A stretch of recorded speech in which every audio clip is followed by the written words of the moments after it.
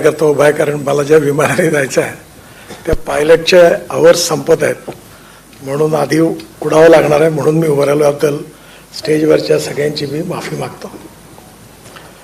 शिवाजीरावचा आणि माझा परिचय 1995 साली भाजप शिवसेना युतीचं सरकार आलं. त्यानंतर 1995-96 साली नागपूर महानगरपालिकेला आयुक्त म्हणून आणि नागपूर इम्प्रुव्हमेंट ट्रस्टला चेअरमन म्हणून 2 चांगले अधिकारी पाहिजे होते. त्यावेळच्या मुख्यमंत्र्यांकडे मी गेलो आणि मी त्यांना विनंती केली की मला काम करणारी चांगले अधिकारी द्या. मनोहर जोशी मुख्यमंत्री होते. त्यांनी जेव्हा मला विचारलं की तुला काम करणारे आहेत पण तुला चालतील का, म्हटलं का, त्यामुळे हे श्रीनिवास पाटील आणि शिवाजीराव देशमुख 2 नावं चांगली आहेत, पण त्यांच्यावर पवार साहेबांचा ठप्पा आहे. मी त्यांना म्हणलं ठप्पा कोणाचा असला तरी मला चालतो, पण काम करणारा माणूस द्या. आणि या दोघांची पण नियुक्ती नागपूरला झाली आणि माझ्या आयुष्यातला हा अतिशय उत्तम अनुभव होता. श्रीनिवास पाटील यांनी नागपूर इम्प्रुव्हमेंट ट्रस्टमध्ये त्यांच्या कालावधीत अतिशय उत्तम आणि चांगलं काम केलं. आणि शिवाजीराव त्यावेळी महानगरपालिकेचे आयुक्त म्हणून त्यांनी जबाबदारी घेतली. ती यायला तयार नव्हते, पण मी त्यांना आग्रह केला, तुम्ही काळजी करू नका, म्हणजे एवढे नगरसेवक, एवढं राजकारण, म्हणलं इथे एकच आहे, माझा फोटो लावून सगळे जिंकून आलेले आहे आणि हे कोणी वर्मिकल्चर करायच्या लायकीचे नाही, तुम्ही कायद्याने काम करा, बाकी मी पाहून घेईन. या शब्दाने त्यांना सांगितलं की तुम्ही काही चिंता करू नका, मला फक्त काम करून द्या. आणि या दोघांच्या बाबतीतला अनुभव खूप चांगला आला. दोघांनी पण खूप सुंदर आणि चांगलं काम केलं. आणि विशेषतः हे काम करत असताना शिवाजीरावांच्या बाबतीमध्ये मला एक लक्षात आलं की त्यांची प्रशासनावरची पकड उत्तम होती, विषयाची जाण होती, अभ्यासू वृत्ती होती आणि सगळ्यात महत्त्वाची गोष्ट म्हणजे निर्णय क्षमता होती. कारण काही वेळा ते बरेच प्रशासकीय अधिकारी आहेत, पण अनेक वेळा निर्णयच होत नाहीत. मला एकदा बाळासाहेब ठाकरेंकडे मी गेल्यावर सांगत होतो की एक्सप्रेस हायवेमध्ये ही अडचण आहे, ती अडचण आहे, ती अडचण आहे, हा ऑब्जेक्शन घेतो, तो कोर्टात जातो.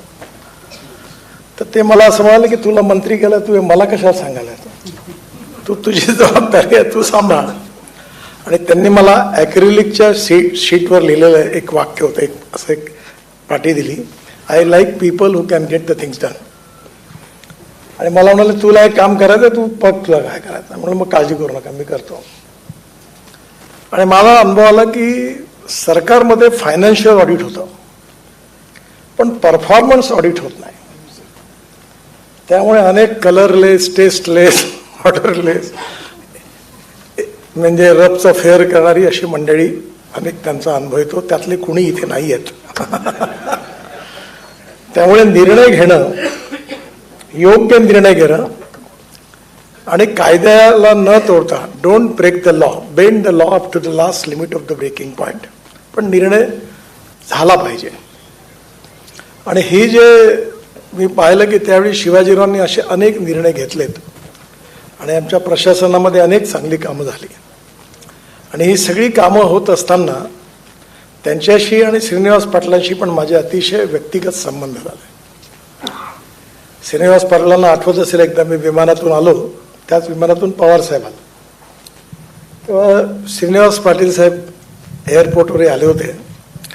पण त्यांच्या मनात, कारण त्यावेळेचं थोडंसं राजकारण दूषित होतं, तर त्यांच्या मनात प्रश्न होता की आपण तर, माझ्या स्वागताला मी मंत्री आल्यापासून आजपर्यंत कधीच कोणी येत नाही, कारण मी अधिकारी येत नाही, कार्यकर्ते येत नाही, सत्कारही करत नाही, हारही घेत नाही, त्याच्यामुळे मला कधीच कोणी घ्यायला येत नव्हतं. पण त्या दिवशी श्रीनिवास पाटील आल्यानंतर ते मला पाहून एकदम बाजूला झाले.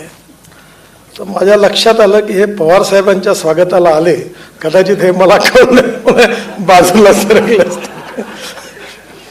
मी त्यांच्या जवळ गेलो, सांगितलं साहेब बिलकुल चिंता करू नका, पवार साहेबांचं चांगलं स्वागत करा, काही चिंता करायचं कारण नाही, मी इथे आहे. आणि तुम्ही हे गोष्ट मनात पण ठेवू नका, तुमचे संबंध आहेत तसेच उत्तम आणि चांगले ठेवा. खरं म्हणजे शिवाजीरावांच्या बाबतीत आणि त्यांच्या बाबतीत हाच अनुभव आला आणि एवढा विश्वास आला की ज्यावेळी दिल्ली चेन्नई एक्सप्रेस हायवेचं काम करत असताना पवारसाहेब काही शेतकऱ्यांना घेऊन नाशिक आणि अहमदनगर जिल्ह्यातल्या माझ्याकडे आले. त्यांचे बरेच डिस्प्यूट होते आणि बोलता बोलता मी त्यांना म्हटलं की आपण असं करूया की मी एक काम करतो, आपण शिवाजीरावांना जबाबदारी देतो. त्यावेळी ते वसंतदादा शुगर इन्स्टिट्यूटचे मुख्य संचालक होते आणि त्यांना सांगतो की तुम्ही एकदा तपासा आणि ते जे सांगतील तो निर्णय मी मान्य करेन. आणि त्याप्रमाणे शिवाजीरावांनी सगळ्या शेतकऱ्यांचं ऐकून घेतलं आणि त्यांनी मला बरोबर कायदेशीर होता तोच रिपोर्ट दिला आणि माझा विश्वास होता की शिवाजीराव जी गोष्ट सांगतील ती अशीच सांगतील की जी कायद्याला धरून आहे, योग्य आहे आणि अचूक आहे. हा त्यांच्याबद्दलचा विश्वास माझ्या मनामध्ये होता. आणि म्हणून प्रशासनामध्ये काम करत असताना ट्रान्सपरन्सी ठेवणं, निर्णय घेणं आणि निर्णय घेत असताना लोकाभिमुख, जनताभिमुख निर्णय घेत असताना काही अंशाने काहीतरी कायदा कुठे बेंड करता तर किती लेवलपर्यंत तो बेंड केला पाहिजे विदाऊट ब्रेकिंग, याचं प्रशासकीय कौशल्य त्यांच्यामध्ये होतं. आणि त्यानंतर वसंतदादा शुगर इन्स्टिट्यूटचे ते मॅनेजमेंट म्हणून माझा संबंध आला. माझ्या आयुष्यात मी नेहमी सांगतो की भावना आणि व्यवहार याची सांगड योग्य रीतीने घातली गेली पाहिजे. मी चूक केली आणि विदर्भामध्ये 22 साखर कारखाने दिवाळखोरीत निघाल्यानंतरही मी आता 4 साखर कारखाने चालवण्याचं काम करतो. आयुष्यातली मोठी चूक झाली पण मागे हटलो नाही. मी नेहमी म्हणायचो की जो मागच्या जन्मी पाप करतो तो साखर कारखाना काढतो. याचं कारण साखर कारखान्याचं इकॉनॉमिक्स मी समजलो. परंतु या याच्यावेळी मग वसंतदादा शुगर इन्स्टिट्यूटमध्ये अनेक वेळा येत होतो. तिथल्या अनेक गोष्टी मला बघायला मिळाल्या आणि मी पवारसाहेबांना विनंती केली की वसंतदादा शुगर इन्स्टिट्यूटचा तुम्ही नागपूरलाही पण ब्रँच उघडा. त्यावेळी शिवाजीरावांना त्यांनी जबाबदारी दिली. शिवाजीराव अतिशय मेहनती परिश्रमी आलेत, तिथे जागा शोधली आणि त्याच्यानंतर ते म्हणाले की जागेत जायला रस्ता नाही. म्हटलं मी करून देतो. तो रेल्वेचा आरोपी आहे, म्हटलं मी करून देतो, तुम्ही काळजी करू, मी जागा सिलेक्ट करा. आणि त्या ठिकाणी हे Vasantdada sugar institute, research institute खरं म्हणजे त्यांच्यामुळे सुरू झालं. अर्थात पवारसाहेबांच्या आशीर्वादामुळे, पण त्यांनी त्या ठिकाणी येऊन त्या सगळी व्यवस्था केली. त्यांच्या सगळ्या व्यक्तिमत्वामध्ये परखडपणा आहे. कारण एक गोष्ट खरी आहे की राजकारणात खरं बोलणं आणि स्पष्ट बोलणं याला मान्यता नाही आहे. आणि त्यामुळे शिवाजीरावांच्या माझ्यासोबत एक साम्य आहे. मी आजपर्यंत माझ्या जीवनात पॉलिटिकली खोटं बोललो नाही आणि त्यामुळे मला केव्हा लोक बोलतात म्हणतो तुमचं काम होत नाही, पुन्हा भेटायला येऊ नका, दुसऱ्या नवीन कामा करताय, पण हे काम घेऊन येऊ नका, हे नाही होणार. म्हणून तुम्ही असं कशाला सांगता, करीन असं म्हणा ना, मी बघतो, मी करतो, ही भाषा राजकारणाची, म्हणून मला नाही वापरायची. आणि म्हणून शिवाजीरावांच्याही स्वभावात तो परखडपणा आहे, स्पष्टपणा आहे. आणि त्या स्पष्टपणा आणि परखडपणामध्ये स्वाभाविकपणे जेव्हा जेव्हा लोकाभिमुख दृष्टिकोन पण आहे. जर सर्वसामान्यांचं हित जोपायचं असेल तर मार्ग कसा काढला पाहिजे याची दृष्टी पण आहे. आणि अतिशय सहृदयी, कर्तबगार, प्रशासनावर पकड ठेवणारा असा एक अधिकारी म्हणून त्यांचा लौकिक असा आहे. आणि म्हणून त्यांनी आपल्या जीवनामध्ये आठवणींची ओंजळ हा त्यांचा जो जीवन प्रवास आहे, हा अनुभव कथन आहे आणि हे खूप महत्त्वाचं आहे. आणि हे अनुभव कथन याकरता महत्त्वाचं आहे की जे रिटायर्ड झाले त्यांच्याकरता कदाचित नाही आहे, पण जे पुन्हा एकदा प्रशासकीय सेवेत येणार आहेत त्या लोकांनी मात्र या अनुभव कथन एकदा जरूर वाचलं पाहिजे. याचं कारण असं आहे की ट्रान्सपरन्सी आणि पॉझिटिव्ह वृत्ती ही प्रशासकीय अधिकाऱ्याच्या स्वभावात असली पाहिजे. मी एकदा दिल्लीमध्ये इन्फ्रास्ट्रक्चर कमिटीचा चेअरमन आहे. माझ्या आधी 5-7 डिपार्टमेंट्स आहेत. एक मोठ्या डिपार्टमेंटचे एक मोठे अधिकारी होते आणि दरवेळेला मीटिंग व्हायची आणि दरवेळेला ते मला सांगायचे की पुढच्या वेळी मी काम करतो. 3 मीटिंग झाल्यावर 4थ्या मीटिंगमध्ये मला राहवलं नाही. फार मोठे अधिकारी होते, त्यांचं पदही खूप मोठं होतं. मी म्हणलं साहेब तुम्ही कोणत्या मजल्यावर येता माहिती आहे का? म्हणे 6व्या मजल्यावर. म्हणलं हे 3दा मीटिंग झाली, हा काय करमणुकीचा कार्यक्रम आहे का, एंटरटेनमेंट आहे का? पुढच्या वेळी तुम्ही जर हे प्रश्न सोडवून नाही आणले तर तुम्ही जिन्यानी जाणार नाही, लिफ्टनी पण जाणार नाही, आणि ही जी खिडकी उघडली आहे इथूनच तुम्हाला खाली फेकेन म्हटलं. ते म्हणाले नाही, पुढच्या वेळी पूर्ण करून या, काम झालं पाहिजे. आणि मग शिवाजीरावांच्या बाबतीत पेंडन्सी हा विषय कधी नव्हता. निर्णय क्षमता, अचूक निर्णय आणि टाईम, एक गोष्ट खूप महत्त्वाची आहे आणि ती मी बोलतो याबद्दल आपण सगळे प्रशासकीय सेवेतून आला असल्यामुळे आपल्याबद्दल नाही बोलत, पण ती फार महत्त्वाची गोष्ट आहे की ज्या माणसाला 1 तारखेला पगार मिळतो त्याला वेळेचं बिलकुल महत्त्व नसतं. 3-3 महिने 4-4 महिने निर्णय घेत नाही आणि फाईल दाबून ठेवतो. मी आमच्या एका अधिकाऱ्याला म्हटलं, तुमच्यासारखा थोर माणूस नाही हो म्हटलं. म्हणे काय झालं म्हणे साहेब. म्हटलं तुमचं पत्नीपेक्षाही फाईलवर खूप प्रेम आहे म्हटलं. जे दाबून ठेवता ते कधी बाहेरच निघत नाही. काहीतरी निर्णय करा. हो म्हणायचं तर हो म्हणा, नाही म्हणायचं तर नाही म्हणा, पण निर्णय तर करा. आणि त्यामुळे शिवाजीरावांच्या बाबतीमध्ये हे सगळ्या गोष्टी मी जवळून बघितल्या. एखादं काम होत नसेल तर ते सांगायचे की ही अडचण आहे, करणं योग्य नाही आहे. आणि मग अतिशय उत्तम, कर्तबगार, ट्रान्सपरंट आणि नॉन करप्ट.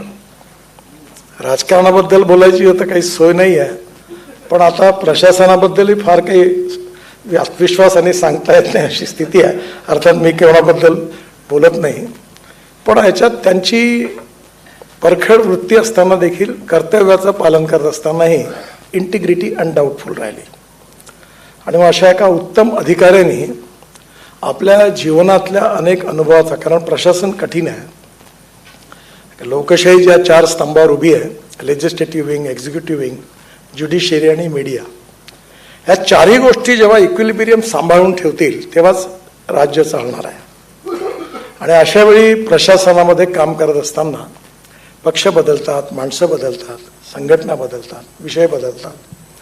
त्यावेळी सगळ्यांच्या बरोबर ॲडजस्ट होऊन पुन्हा ते काम करणं आणि त्यांच्या विश्वासात राहणं खूप कठीण काम आहे. हे प्रशासकीय कौशल्य असणं ही देखील त्या नेतृत्वाची मोठी कसोटी आहे. आणि म्हणून मला नक्की विश्वास वाटतो की आठवणीची ओंजळ हा हे जे अनुभव कथन आहे हे प्रशासकीय सेवेत नव्याने काम करणाऱ्या लोकांकरता खूप उपयोगाचं आहे. कारण यातून अनेक गोष्टी शिकण्यासारख्या आहे. कधी कधी ही गोष्ट होते की काय शिकण्यासारखं आहे, कारण आपण सगळेजण अपूर्णांक होतो. आपल्यामध्ये कोणीही पूर्णांक नाही. उत्तम, अधिक उत्तम, सर्वोत्तम to infinity. You cannot catch your own image. आणि त्यामुळे कधी कधी खूप छोट्या छोट्या गोष्टी या अनेक लोकांकडनं आपण शिकू शकतो, शिकायला मिळतात. मी दिल्लीत गेल्यानंतर एकदा सांगितलं की खूप लोकांशी परिचय झाला, राष्ट्रीय आंतरराष्ट्रीय लोकांशी. तर त्यांनी मला विचारलं की तुमचा अनुभव कसा आहे. तर मी त्याला सांगितलं की ज्या लोकांना मी खूप मोठं समजत होतो त्यांच्या जवळ गेल्यानंतर माझ्या लक्षात आलं की मी त्यांना जेवढं मोठं समजत होतो तेवढे ते मोठे नाहीत. आणि ज्यांना दुरून मी खूप लहान समजत होतो त्यांच्या जवळ गेल्यानंतर अनुभवातून माझ्या लक्षात आलं की हे असामान्य आणि खूप मोठे आहेत. त्यामुळे अधिकाऱ्याचे जरी प्रशासकीय कौशल्य ही सगळी गुण असली तरी राजकीय नेत्यांनी देखील ती शिकण्याची किंवा समजून घेण्याची गरज आहे. मी मंत्री आहे, मला काहीच समजून घेण्याची गरज नाही अशी तो भूमिका ठेवून चालू शकत नाही. कारण माणूस नेहमी अनुभवातून शिकत असतो आणि प्रत्येकाच्या अनुभवातून आपल्याला नवीन नवीन गोष्टी शिकायला मिळत असतात. आणि जे शिकायला मिळतं त्याला आपण रिकग्नाइज केलं पाहिजे, त्याला रिस्पेक्ट दिला पाहिजे. आणि म्हणून मला हे पुस्तक चालताना अजून पूर्णतः वाचू नाही शकलो, पण एक गोष्ट जाणवली की जेव्हा जेव्हा क्रायसिस येतो, जेव्हा जेव्हा अडचणी येतात, समस्या असतात, त्यावेळी खूप अडचणीमध्ये निर्णय घेणं पण कठीण असतं. पण आपण प्रॉब्लेम क्रिएटर नाही आहोत, आपण सोल्युशन प्रोव्हायडर आहोत. या भावनेतून तो प्रश्नही सोडवणं हे एक कठीण काम आहे. आणि या सगळ्या कामात एक प्रशासकीय अधिकारी म्हणून शिवाजीराव अतिशय यशस्वी झालेत. आणि त्यांनी त्यांच्या या आठवणींचे सगळी अनुभव या पुस्तकात कथन केला. हा भविष्यातल्या सगळ्यांकरताच उपयोगाचा आहे. हा सगळ्यांनीच वाचण्यासारखा, राजकीय नेत्यांनी वाचला पाहिजे, आणि विशेषतः जे तरुण आता प्रशासकीय सेवेत येतात त्यांनी पण हा जरूर वाचला पाहिजे. यातून नक्की नवीन काही चांगल्या गोष्टी त्यांना नक्कीच समजून येतील. या पुस्तकाच्या रूपाने मी त्यांना मनापासून खूप खूप शुभेच्छा देतो. पवारसाहेबांची आणि मंचावरच्या सर्व अतिथींची क्षमा मागतो, कारण पायलटचे 12 तास संपल्यानंतर त्याला विमान उडायचा निरोप आल्यामुळे मला जावं लागतं आहे. पुन्हा एकदा शिवाजीरावांना खूप खूप शुभेच्छा.